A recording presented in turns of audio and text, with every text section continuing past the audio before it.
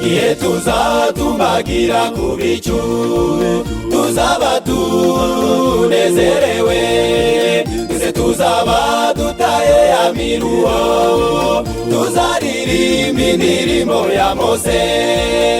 Mbega ibyishimo n'umunezero abantu bemeye Yesu bazagira, ibirenge byabo bikuwe kw'isi, bazagira amahoro n'umunezero.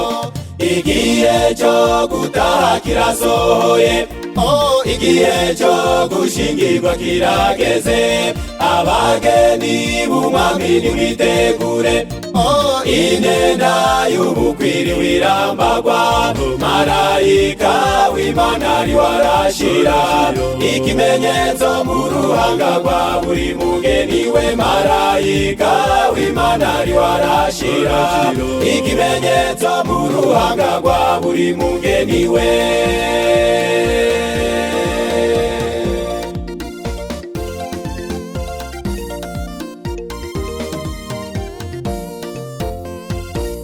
Ingaho muze mwirebere akaribuwe k'umugeni wa Yesu, ingaho muze mwirebere imyambarire y'umugeni wa Yesu, ingaho muze mwirebere iyo ngendo y'umugeni wa Yesu. Yesu ahagaze ku bicu ashagawe n'abamarayika inzovu, Yesu ahagaze ku bicu ashagawe n'abamarayika inzovu.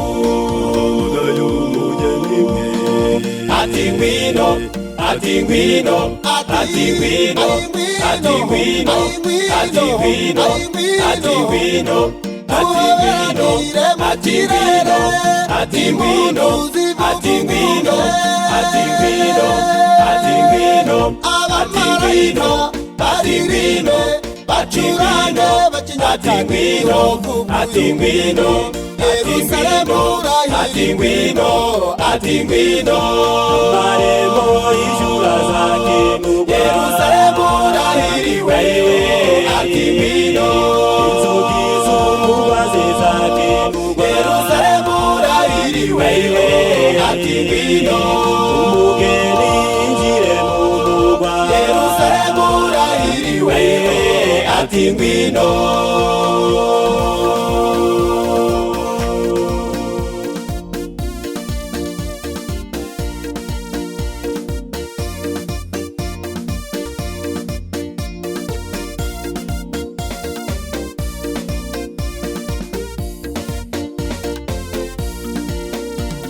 Hazaba ibyishimo bitavugwa, dusesekaye mu bikari byo mu ijuru, inzugi zigamira, intebe zitegura kwakira umugeni, ijamba njyewe nawe tukagera aho heza heza, tuzibanira na Yesu akaramata, ducurangirwa n'abamarayika, tuzibanira na Yesu akaramata, ducurangirwa n'abamarayika, tuzibanira na Yesu akaramata, ducurangirwa n'abamarayika, ducurangirwa n'abamarayika, ducurangirwa n'abamarayika, ducurangirwa n'abamarayika.